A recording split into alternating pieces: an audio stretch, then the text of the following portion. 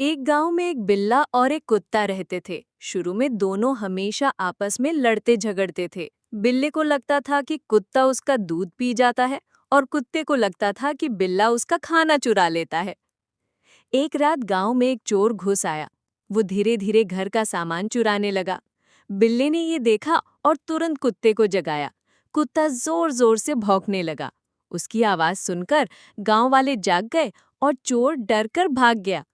सुबह होने पर बिल्ले और कुत्ते को एहसास हुआ कि लड़ाई करने से अच्छा है कि वो मिलजुल कर